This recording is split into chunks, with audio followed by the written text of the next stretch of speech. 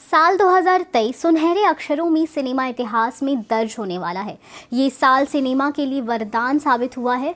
पठान से हुई ज़बरदस्त शुरुआत ने आज मुझे माँ बाप की उस कहावत को सच मानने पर मजबूर कर दिया जब वो बचपन में हमें पढ़ने या साल के पहले दिन नहाने को कहते थे और रीज़न देते थे कि जो साल के पहले महीने में करोगे वैसा ही पूरा साल जाएगा।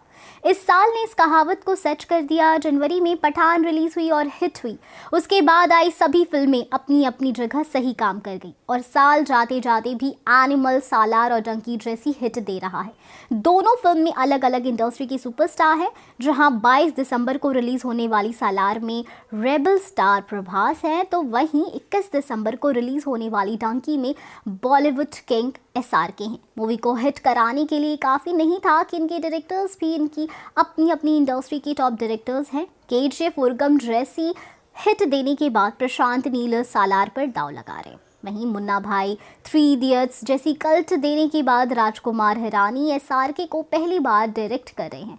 दोनों फिल्मों का कैटेगरी अलग है, लेकिन बस दोनों में से किसी का कम नहीं है। दोनों को नॉर्थ और साउथ के अपने अपने इलाकों में अच्छी एडवांस बुकिंग मिली हुई है।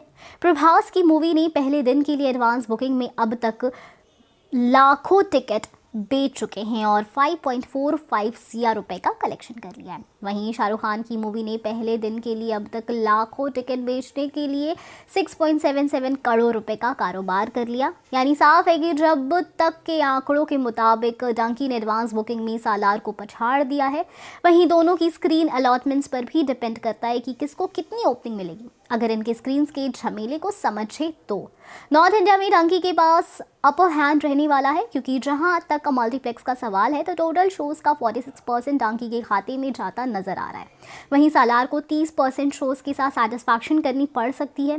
14% शोज़ मिलेंगे एक्वामैन 2 को। बाकी बची 10% स्क्रीन पर रणबीर कपूर की एनिमल कुंडली मारकर बैठी रहेगी। लेकिन ये सिर्फ नॉर्थ इंडिया के उन मल्टीप्लेक्स का हिसाब किताब है जिनके पास 3 स्क्रीन्स हैं। 2 स्क्रीन्स वाले मल्टीप्लेक्स या सिंगल स्क्रीन में चीज़ें अलग रहेंगी। सिंगल स्क्रीन्स थिएटर्स डंकी या सालार में से किसी अपने यहाँ दिखाएंगे। ये पूरी तरह से उस इलाके के डिस्ट्रीब्यूटर और एग्जिबिटर के आपसी रिलेशन पर निर्भर करेगा। इसलिए यहाँ मामला मल्टीप्लेक्स से बहुत अलग रहने वाला है। कई सिंगल स्क्रीन्स डंकी को अपने यहाँ लगाना चाहते हैं क्योंकि ये शाहरुख खान और राजकुमार हिरानी की पहली मूवी है। ये फैमिली ऑडियंस को आकर्षित करेगी। Plus Shahrukh Khan 2 all time blockbuster फिल्में देने के बाद लौट रहे हैं, इसलिए डंकी का पलड़ा भारी रहेगा। वहीं सालार बड़े स्केल पर बनी एक्शन मूवी है। एक्शन फिल्में इन दिनों चलन में है, पैसे कमा कर दे रही है। शाहरुख खान ने 2 ब्लॉकबस्टर ऐसी जॉनर में दी है। ये चीज़ सालार के फेवर में काम करी है। दूसरी बात ये कि सालार को सेंसर बोर्ड ने हिंसक सीन्स की वजह से A सर्टिफिकेट दिया है। अमूमन इन फिल्मों में फैमिली दूर रहना चाहती है, मगर एनिमल ने सारे पुराने ढर्रे तोड़ दिए हैं। A सर्टिफिकेट पाने और 3 घंटे से ज़्यादा लंबी मूवी होने के बावजूद एनिमल ने टिकट खिड़की पर तूफान उठा दिया। इस चीज़ ने सिनेमा घर मालिकों को असमंजस में डाल रखा है कि किसे चुने और किसे छोड़े। ये सारा खेल नॉर्थ इंडिया का है। साउथ में तो जाहिर तौर पर डंकी के ऊपर सालार को तरजीह दी जाएगी, क्योंकि इस इलाकों में प्रभास प्रीमियम स्टार है। सालार का रन टाइम 2 घंटे 55 मिनट बताया जा रहा है। मूवी में प्रभास के साथ पृथ्वीराज सुकुमारन, श्रुति हसन, जगपति बाबू और टीनू आनंद जैसे एक्टर्स काम कर रहे हैं। वहीं डंकी की लंबाई 2 घंटे 40 मिनट है। मूवी में शाहरुख खान के साथ तापसी पन्नू, विकी कौशल, बोमन ईरानी, विक्रम कोचर और अनिल ग्रोवर जैसे एक्टर्स काम कर रहे हैं। शाहरुख खान ने डिस्ट्रीब्यूटर्स के लिए पार्टी अरेंज की थी, तब SRK ने यही बोला कि जिसको ज़्यादा एडवांस बुकिंग मिले उसी हिसाब से स्क्रीन्स भी मिलनी चाहिए। SRK ने नॉर्थ में सिनेमा ओनर्स पर अपनी स्टारडम का दबाव नहीं बनाया। वहीं दोनों अपनी अपनी फिल्म का ज़बरदस्त प्रमोशन कर रहे हैं। SRK भी दुबई में है और अपने आस्क मी सेशन से फैंस के साथ जुड़े रहते हैं। वहीं डंकी ड्रॉप 1 से डंकी ड्रॉप 6 तक आउट हो चुके हैं, जिसमें ट्रेलर, टीजर और 4 गाने रिलीज हुए, जिसमें लुट पुट गया, निकले थे कभी हम घर से और ओ माही और बंदा शामिल थे। सब में कहानी थोड़ी थोड़ी रिवील हो रही है। लेकिन बात सालार की करें तो इसकी प्रमोशन स्ट्रैटेजी के नाम पर इसके 2 ट्रेलर गाने ही आए हैं और अब लगता भी नहीं कि कुछ रिलीज होगा।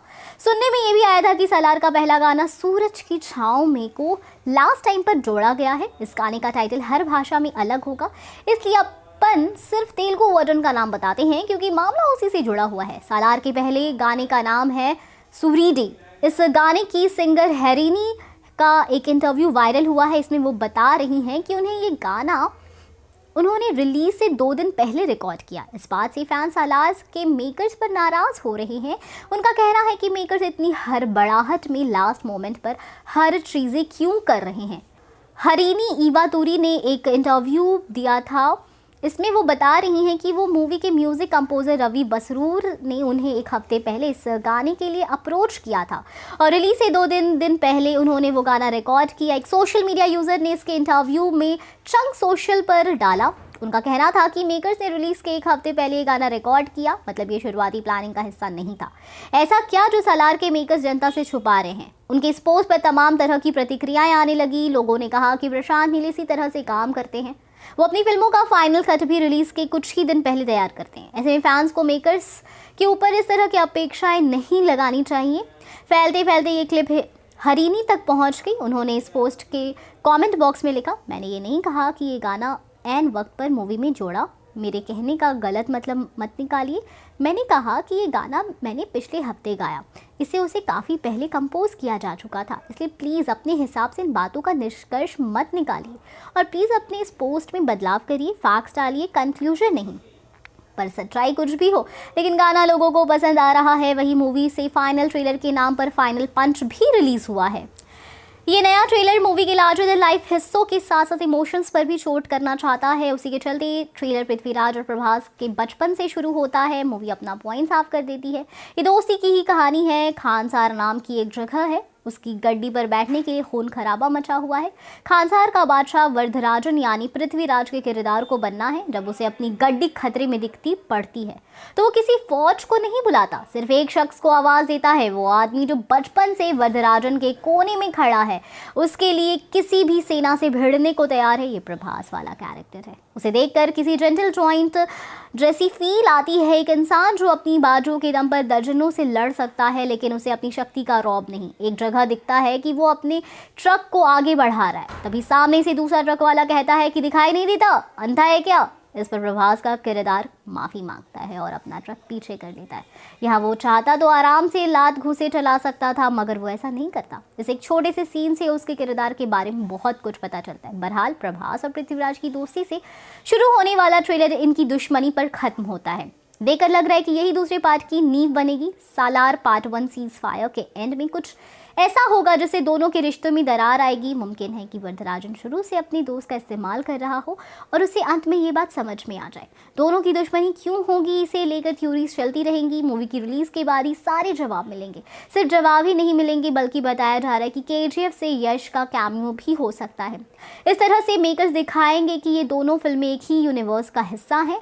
मूवी में यश को कब लाया जाएगा ये मूवी में ही पता चलेगा। खैर, दोनों फिल्मों से दोनों फैंस को बहुत उम्मीद है और दोनों ही चाहते हैं कि क्लैश से दोनों पर कोई असर ना पड़े, लेकिन कंटेंट ही आखिर हीरो होगा। क्योंकि जहां एक तरफ मास एक्शन है, वहीं दूसरी तरफ लाइट हार्ट कॉमेडी, इमोशंस और घर वापसी की उम्मीद। अब देखना होगा कि कौन सी इस जंग में जीतता है या इतिहास एक बार फिर दोहराता है। आपको क्या लगता है, क्या जीरो और KGF वाला बदला ले पाएंगे शाहरुख खान या फिर चपेट में आ जाएगा? हमें कमेंट सेक्शन में ज़रूर बताएं। तब तक के लिए बाय बाय।